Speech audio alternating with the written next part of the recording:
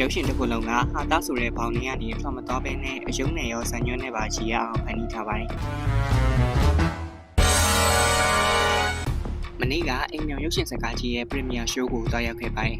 အိမ်မြောင်ရုပ်ရှင်စကားကြီးကတော့ Driver သားညီရိုက်ကူးထားတဲ့တရေဟာတာရုပ်ရှင်ဖြစ်ပြီးတော့တရုတ်ဆောင်တွေအနေနဲ့ကိုကျော်ကျော်ကိုမတ်မီမြင့်မို့ကိုချိုကာကိုကိန်ကြီးကိုမိုးညိုမတ်အီမီဆန်တွန်ပလက်ရတနာနဲ့အေဂရီဆော်တို့အပြင်အခြားဟာတာတရုတ်ဆောင်များစွာလည်းပါဝင်တရုတ်ဆောင်ထားကြပါတယ်ဇလန်းပုံစံကတော့ကြည်တော်ဆိုင်ရင်ကြီးမှာနှစ်ပေါင်းများစွာအိမ်မြောင်တစ်ဖွဲ့ဆွဲကပ်နေတဲ့တရေမိသားစုနဲ့အမွေရဖို့အတွက်အကျွေးနဲ့တင်ထားတဲ့အဲ့ဒီဆိုင်ရင်ကြီးမှာတလားတိတိနေရမယ့်မော်လမ၄ယောက်တို့ရဲ့တွေ့ဆုံမှုအကြားဘလို့အလွယ်လေးတွေကြုံရမလဲဆိုတာကိုကြည့်ရမှာပါ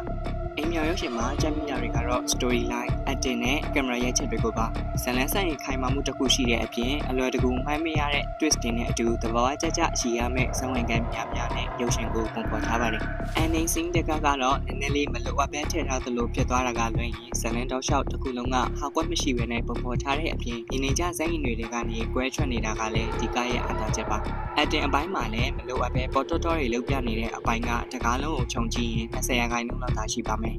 ရုပ်ရှင်တစ်ခုလုံးကဟာတာဆိုတဲ့ဘောင်တွေကနေထွက်မသွားဘဲနဲ့အယုံနဲ့ရောဆန်ညွှန်းနဲ့ပါကြည့်ရအောင်ဖန်တီးထားပါတယ်။ရိုက်ချက်တွေမှာလည်းဟာတာကားဖြစ်ပေမဲ့ကင်မရာအန်ဂယ်သေးချာယူထားတဲ့ပုံစံတွေကအစအသေးစိတ်ခံစားရပါတယ်။ပရိသတ်အများစုဝေဖန်ကြတဲ့မြန်မာကားဆိုရင်သချင်းမှန်အရင်ကျဲတဲ့ပြဿနာကိုလည်းအတက်နိုင်ဆုံးဒီရုပ်ရှင်မှာရှော့ချထားပြီးတော့လေလုံးသိမ့်မကွဲတဲ့နေရာကရုပ်ရှင်ရဲ့20%လောက်သာရှိပါလိမ့်မယ်။အခြားနဲ့အဆင်မပြေတဲ့အပိုင်းတွေကမိတ်ကပ်အပိုင်းနဲ့ special effect တွေထည့်ထားတဲ့အပိုင်းမတည့်ရတာလောက်ပဲမလို့ဇလန်းကိုအများကြီးသွားမထိခိုက်တဲ့အတွက်တိတ်တော့ပြဿနာမရှိလာပါဘူး။ overall ခြုံပြောရရင်အိမ်မြောင်ရုပ်ရှင်ဟာဇလန်းဆိုင်ခိုင်ခိုင်မာမာရှိပြီးသဘာဝဆန်တဲ့ဟာတာရုပ်ရှင်မျိုးကိုကြည်ကျင်သူတွေအောက်လုံးသိမ့်မပါတဲ့ရုပ်ရှင်တကားကိုမျှော်လင့်သူတွေနဲ့တရုပ်ဆောင်တွေအများကြီးပါတဲ့အရင်ကလိုဟာတာရုပ်ရှင်ပုံစံမျိုးကြည့်ပြီးတော့ဘဝအမောရီဖြည့်ခြင်းတဲ့သူတွေအတွက်ကတော့ကျင်းနေနိုင်မဲ့ရုပ်ရှင်တကားပါ။အိမ်မြောင်ရုပ်ရှင်စကားကြီးကိုတော့မနက်ဖြန် March 23 ရက်နေ့မှာတရက်စောပြီးတော့ရုပ်တင်မှလည်းဖြစ်ပါတယ်။အိမ်မြောင်ရုပ်ရှင်အတွက်ကျွန်တော်ရဲ့ rating ကိုတော့ 6.7 အဖြစ်သတ်မှတ်ပေးချင်ပါတယ်ဗျ